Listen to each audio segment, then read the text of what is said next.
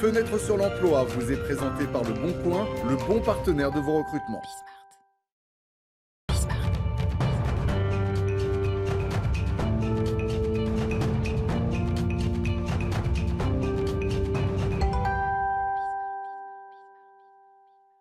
Fenêtre sur l'emploi avec Thierry Bismuth, toujours avec des histoires intéressantes, concrètes.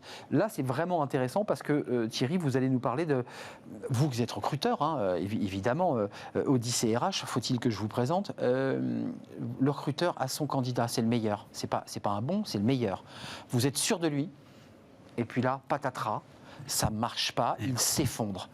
Racontez-nous. Je vais vous raconter qu'est-ce qui s'est passé. Comme ça, effectivement, on pourrait presque titrer ça trop de pression au jeu tue le plaisir du jeu. Une anecdote qui a eu lieu la semaine dernière. Je suis ancien recrutement chez un client. Je prévois de recevoir 6 candidats. Les candidats arrivent et puis à un moment donné, mon numéro 1, pas le premier, le meilleur, mon chouchou. La perle rare. Ouais.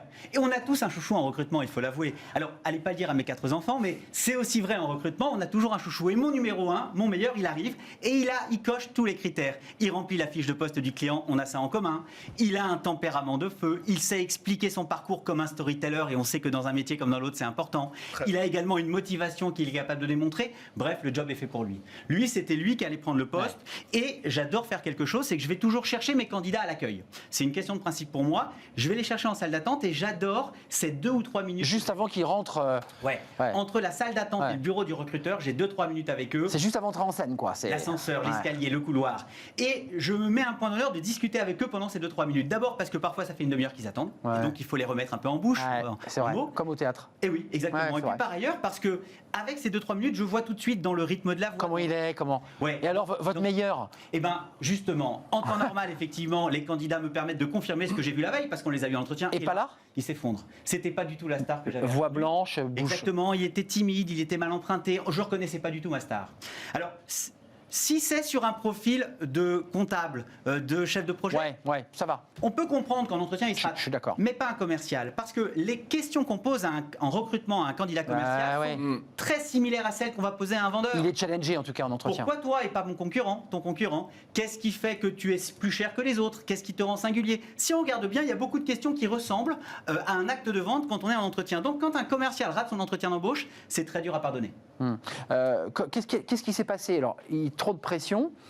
Comment vous l'avez décrypté à l'issue de cet entretien? Vous lui avez dit, mais attends, tu étais excellent.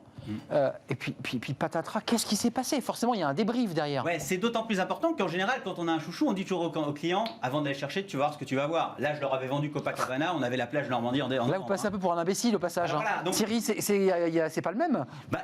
La vérité, c'est qu'il avait trop envie du job. Il avait trop envie de ce job, il était fait pour lui, il en avait trop besoin aussi, et il en avait tellement envie. Vous savez qu'il a raté son penalty. Alors, c'est pas très visuel, mais vous savez, c'est ce fameux joueur en Coupe d'Europe, il a un penalty, il l'a mis 100 fois, et le jour de la finale, il le rate. La palanca. Et voilà, c'est pareil en fait. Ça faisait plusieurs mois qu'il attendait ce job était fait pour lui. C'était d'ailleurs beaucoup réservé pour cet entretien, donc pour lui, c'était le job important. Le sportif de haut niveau qui a tout mis. Ouais, et c'est parce que c'était le job de sa vie qu'il l'a laissé passer en vérité.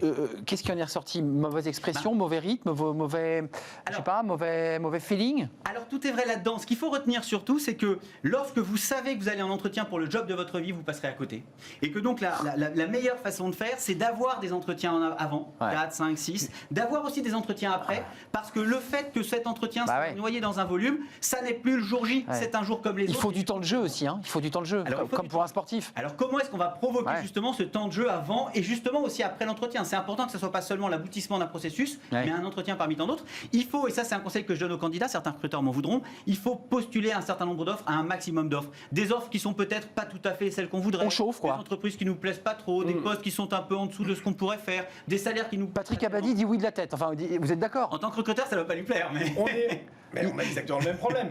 Il faut quand même... Cadre dirigeant, quand vous êtes directeur général, vous êtes là pour diriger. Quand vous êtes directeur financier, vous êtes là pour faire de la finance. Quand vous êtes DRH, vous n'êtes pas formé pour passer des entretiens. Or, vous passez un entretien, ça va durer 20 minutes. Votre temps de parole sur 1h30 va durer 20 minutes. Sur ces 20 minutes-là, le recruteur va juger si vous êtes la bonne personne. Vous n'êtes pas la bonne personne. Mais c'est pas votre job, c'est pas votre métier. Vous n'êtes pas formé pour passer des entretiens. C'est d'ailleurs marrant parce que les DRH...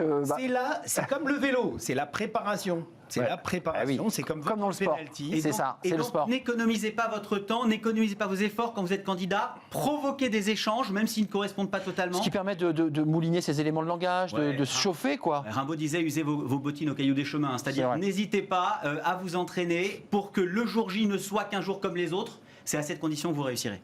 C'est un excellent conseil. Vous êtes d'accord avec ces conseils-là ? 200% d'accord. 200%. On dit même que la pression qu'on se met est au numérateur, un quotient, si vous voulez, entre la préparation. Plus la préparation est importante et moins vous avez de pression. Et de l'autre partie, de baisser justement cet enjeu, de considérer qu'il n'y a pas d'enjeu. Exactement. Une des façons de le faire, c'est que ce ne soit qu'un Ce qui est intéressant, c'est que l'enjeu se dilue et se réduit parce qu'il est noyé dans un certain nombre d'entretiens et donc on n'en voit plus, finalement, il n'est plus placé trop haut par rapport aux autres. Après, c'est aussi le rôle de l'intermédiaire, et je finis par cela, justement de faire baisser la pression avant, mais aussi pendant l'entretien. C'est aussi le rôle du tiers, parce que c'est aussi un enjeu pour le recruteur, et donc c'est de faire baisser cette pression de part et d'autre, de mettre un climat de confiance pour que de part et d'autre, la pression descende. Thierry, merci. Juste d'un mot, la résolution de notre histoire qui est un peu triste.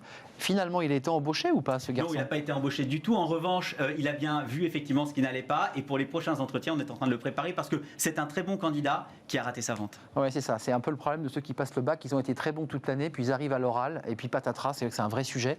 Et pourtant, c'était de bons élèves ou de très bons élèves, ce qui est un vrai débat sur le contrôle continu. Merci à Patrick Abadie de nous avoir accompagnés jusqu'au bout, Delville Management. Merci à Thierry Bismuth, Odyssey RH. Vous étiez un petit peu en famille sur ce plateau, évidemment. Vous connaissez ce sujet. Et le bateau filet droit. Merci à Fanny Griesmer. Merci à Elisa Bernardo pour la réalisation. Merci à Héloïse pour le son. Merci à Margot. Merci à Caroline. Merci à tous ceux qui m'aident à préparer cette émission. C'est un vrai plaisir. Je serai là demain en direct. D'ici là, portez-vous bien. Restez fidèles à nos programmes.